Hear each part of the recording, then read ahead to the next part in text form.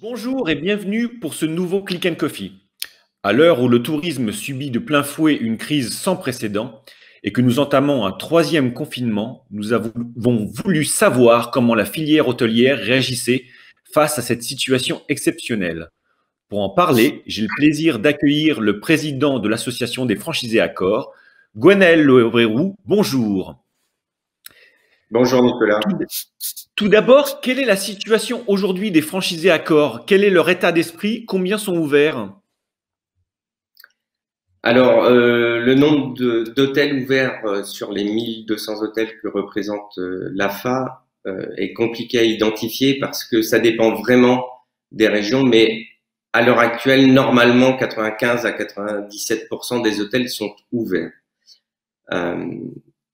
La situation est très différente entre Paris et la province, vous vous en doutez, et l'état d'esprit est volontaire, mais très inquiet sur l'avenir, puisque nous n'avons aucune visibilité pour les prochains mois. Et c'est ça qui inquiète et qui met les hôteliers dans un état d'esprit très compliqué.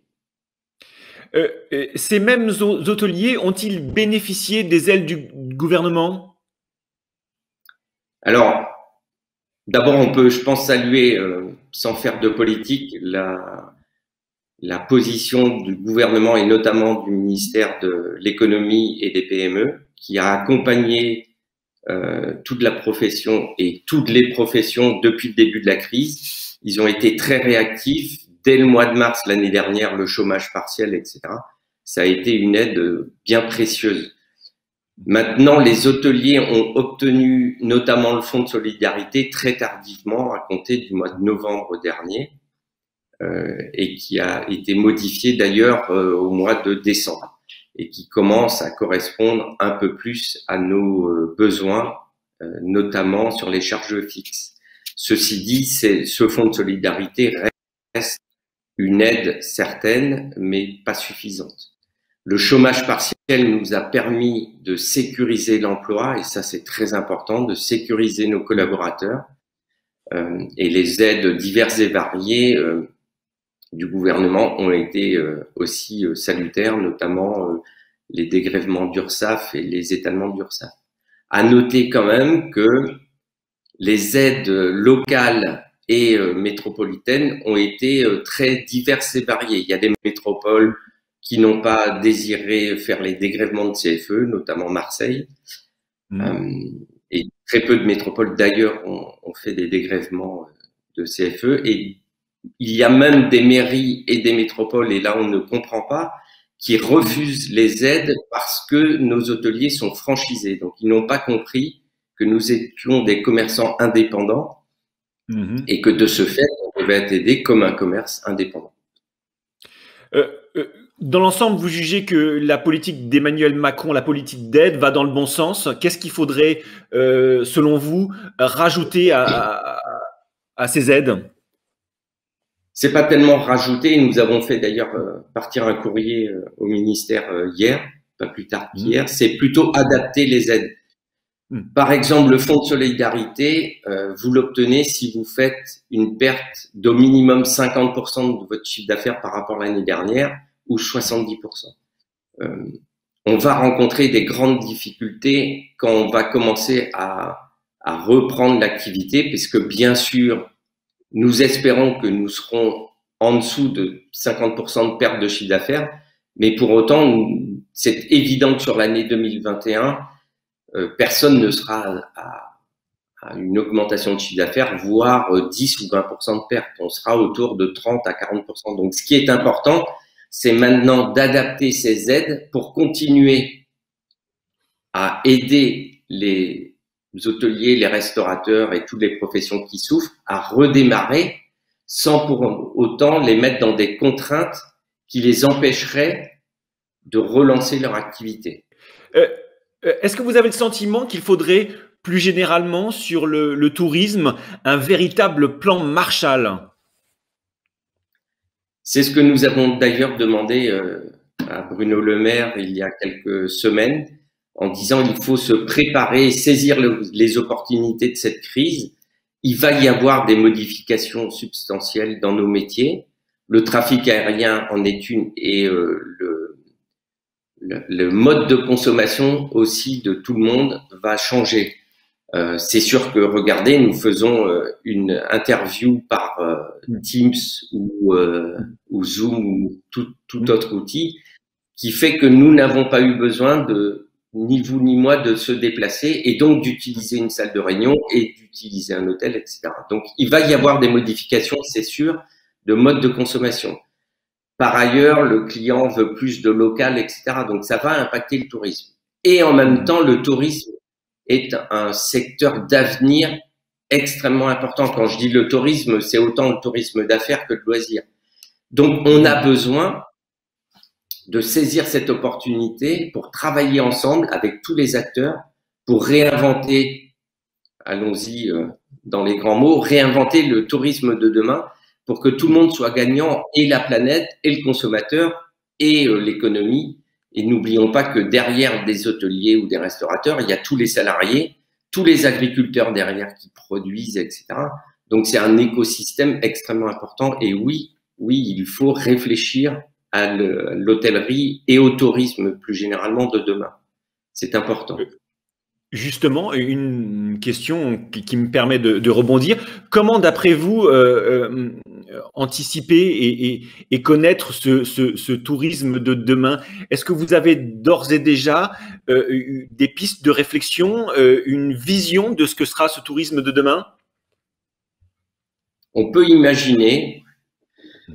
Je pense qu'il faut partir des attentes clients. Donc, on peut imaginer que ça va être centré autour du développement durable dans le sens noble du terme. Qu'est-ce que je suis prêt, moi, consommateur, à faire? On dit que les jeunes ne voudront plus faire 10 000 kilomètres en avion pour aller visiter un pays. J'en suis pas persuadé, je suis pas convaincu. Par contre, de faire un Paris-Marseille en avion, là, je pense que c'est une autre question. Donc, il y a tous les sujets autour du développement durable et de l'écologie. Et l'écologie veut dire consommer local, notamment sur la nourriture, etc., mais de saison, etc. Donc, il y a tout cet axe-là. Il y a quel est le tourisme de demain? Qu'est-ce que va vouloir le consommateur demain dans sa demande d'évasion et de partir loin ou pas en vacances? Il va y avoir tout un aspect de réunions et séminaires et congrès et salons, et le virtuel va jouer un rôle important, mais je ne crois pas au tout ou rien. Les réunions en présentiel ne vont pas disparaître. On voit bien que on a besoin du contact, on a besoin de se discuter pendant la pause café entre collègues de sujets, etc., qu'on ne peut pas faire ici dans une visioconférence. Donc, la vision du tourisme est sans aucun doute beaucoup plus responsable face à l'écologie, beaucoup plus vertueuse, beaucoup plus individualisée. Les clients veulent de l'individualisation et de la personnalisation. Et puis, je pense que ce qui est important aussi, c'est de comprendre qu'il faut être le plus flexible possible. Je vous parle d'une chambre de l'hôtel Ibis qu'on a transformée en bureau et qu'on est capable de retransformer en chambre en 1 heure. Et c'est ça la flexibilité de demain, c'est de permettre aux clients d'avoir une chambre qu'ils vont utiliser en bureau dans la journée, et pourquoi pas qu'on puisse, nous, hôteliers, le retransformer en chambre pour le soir même. Donc flexibilité. Et moduler. Il faut être capable de moduler aujourd'hui. Oui. Il faut être capable d'être le plus flexible possible pour répondre aux attentes de demain et le plus rapidement possible. Et ne pas contraindre en disant ça sert à ça, ça sert à ça, et ça sert à ça. Et pour la restauration, c'est la même chose. Aujourd'hui, comment on est à quelques mois de l'été, comment chez les franchisés et peut-être plus généralement chez les hôteliers, vous anticipez aujourd'hui la saison estivale? Ça, c'est la grande difficulté du moment. Et c'est ce qu'on demande au gouvernement, même si on sait que pour lui, la tâche est compliquée. Nous ne pouvons pas aujourd'hui préparer la saison d'été puisque nous n'avons aucune date et aucun processus d'ouverture ou aucune étape que le gouvernement aurait pu décider. Et or, c'est aujourd'hui qu'il faut qu'on recrute les saisonniers, qu'on les forme, etc. Et sans date, sans visibilité, un patron n'est pas capable de gérer. Donc, nous sommes très inquiets. Nous tirons les sonnettes d'alarme dans tous les instances représentatives en disant donnez-nous des dates. Nous devons avoir des dates et si c'est par étapes, comme on semble le supposer avec les ouvertures de terrasses d'abord, ensuite les restaurants et ensuite tout parti. C'est pas grave. Il faut qu'on ait une date pour qu'on puisse recruter, se préparer. Et il faut être conscient qu'un restaurant qui réouvre, il doit prévenir ses fournisseurs, etc., qui eux aussi ont besoin de temps pour se remettre en route. Donc sans date, c'est impossible et c'est notre grande inquiétude du moment. En tant que président de l'association des franchisés Accor, aujourd'hui, est-ce que vous avez une petite idée des taux de réservation actuels? Est-ce que ça commence à frémir? Pour l'été, non, pas du tout. Pas du tout parce que ce qui est compréhensible, les gens peuvent espérer quitter la France pour aller en vacances à l'étranger puisque l'année dernière, on n'a pas pu le faire. Mais ils ne savent pas si les frontières seront ouvertes. On entend que l'Italie va fermer ses frontières aux étrangers pour cet été, que l'Espagne va en faire de même, mais c'est très incertain. Et puis, c'est pareil, les gens ont du mal à se projeter et à réserver, alors que nous disons et nous jouons le rôle en disant réservez et s'il arrive quoi que ce soit, votre annulation sera possible sans frais. Donc, le consommateur ne prend aucun risque financier à réserver des chambres d'hôtel et à préparer ses vacances. Je pense que la contrainte vient du fait que les gens n'ont aucune idée de ce qui sera autorisé ou pas pour cet été, donc ils préfèrent attendre en disant de toute façon je trouverai bien de la place au moment où je réserverai. Donc les taux de réservation sont très faibles. C'est ça, c'est-à-dire que si vous deviez revenir un an en arrière, à la même époque, au même moment, c'est-à-dire le 8 avril de 2020, la situation était à peu près la même? Elle était à peu près la même avec une différence. C'est que sous l'année dernière, on pensait que tout serait réglé pour le mois de septembre. Donc que c'était qu'un mauvais moment à passer et que tout irait bien. Et la succession des événements liés à cette crise, que je ne critique pas, hein, les décisions de confinement, de déconfinement, etc., font que le consommateur aujourd'hui n'a aucune visibilité, se dit tout est possible. Ils peuvent nous reconfiner le 15 août, c'est pas impossible. Je pense que ça l'est, mais le consommateur, du coup, contrairement à l'année dernière, se dit il y a une incertitude qui est plus consciente, je vais dire, dans l'esprit du consommateur que l'année dernière, à la même époque, on se disait, bon, allez, on va passer nos vacances cet été en France, c'est impossible que tout soit fermé cet été, ils réouvriront tout. Voilà, on se disait l'année dernière. Cette année, je suis pas sûr qu'on soit aussi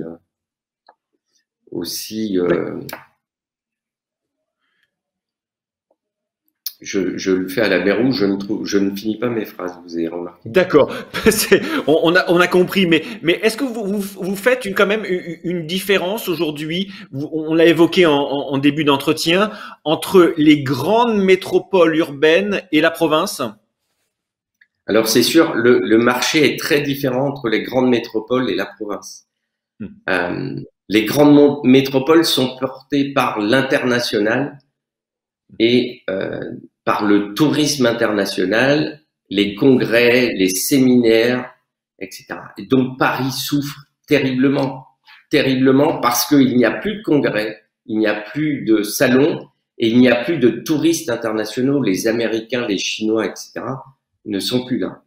Sur les grandes métropoles, ça l'est comme Paris, hein. Lyon, Marseille, Bordeaux souffrent de la même manière à des niveaux différents.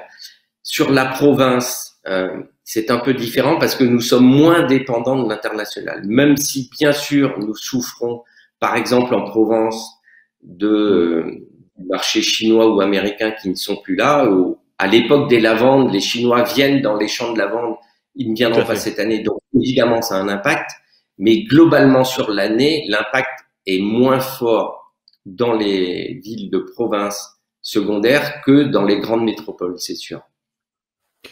Sur les franchisés Accor, aujourd'hui, vous pensez qu'en Île-de-France, il y a des chefs d'entreprise qui risquent malheureusement de mettre la clé sous la porte, ou c'est trop tôt pour le dire? Je pense que ça, c'est trop tôt pour le dire parce que notamment toutes les mesures, pour pas parler d'aide, parce que on a l'impression que les aides, c'est gratuit, etc. Moi, je parlerai plus de mesures d'accompagnement, qui sont les reports des prêts bancaires, qui sont les reports de paiement d'URSSAF, etc., etc. La mise en place du PGE, qui a garanti une trésorerie pour nombreux d'entre nous, nous permet d'être sous oxygène aujourd'hui. On verra au mois de septembre, peut-être 2021, une fois qu'il y aura plus cet oxygène, qui va pouvoir s'en remettre? Parce que il faut pas se faire d'idées.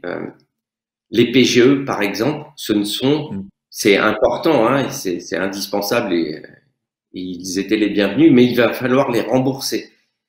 Au tout début, c'était un PGE, c'était 6 ans, 1 an de report et 5 ans de remboursement. Aujourd'hui, c'est 2 ans de report, donc 4 ans de remboursement. On sait que beaucoup d'entre nous ne seront pas remboursés en 4 ans ces sommes-là qui sont extrêmement importantes. Donc, il va y avoir des sujets de sécurisation des entreprises à la fin de cette crise. Et aujourd'hui, c'est trop tôt pour dire le nombre d'entreprises qui vont être en difficulté, mais malheureusement, oui, il y en aura. Est-ce que vous appelez les fédérations, vous qui êtes une association extrêmement puissante, à consolider et à renforcer cet accompagnement après la crise, justement? Oui, oui. Alors nous avons écrit, je vous le disais hier, au ministère de l'économie. En association, nous avons co-signé un deuxième courrier avec l'AIFE, qui est l'association des franchisés de Louvre-Hôtel, pour montrer notre unité et aider le gouvernement en lui montrant que nous sommes d'accord sur les demandes d'aide, d'accompagnement que nous demandons et qu'il y a une unité de la profession qui le demande. L'UMI, l'Union patronale de l'industrie hôtelière, est aussi très active sur ce sujet-là. Donc, il y a une vraie unité de la profession autour de ces sujets. Donc, on reçoit beaucoup d'échos favorables, notamment du gouvernement, des banques. Il n'y a qu'un secteur, et je tiens à le nommer, qui n'a pas joué le jeu, et pire que ça, qui a été d'un cynisme absolu, ce sont le monde des assurances, qui non seulement n'ont pas joué le jeu, mais obligent les restaurateurs indépendants à aller en procès contre eux pour les pertes d'exploitation. Oui. 61% des franchisés Accor ont reçu une résiliation des contrats d'assurance en décembre pour leur proposer de nouveaux contrats avec évidemment des augmentations de police d'assurance, alors même qu'ils avaient dit et garanti au gouvernement qu'ils n'augmenteraient pas leur police d'assurance pour 2021. Donc, mais oublions ces gens-là qui prennent leurs responsabilités et voilà, on voit que l'association des banques, etc., a aidé la profession, que le gouvernement a été à fond avec nous et que c'est important de finir cet accompagnement correctement pour pas perdre tous les fruits et tous les investissements qui ont été faits jusque-là. Ça, c'est très important.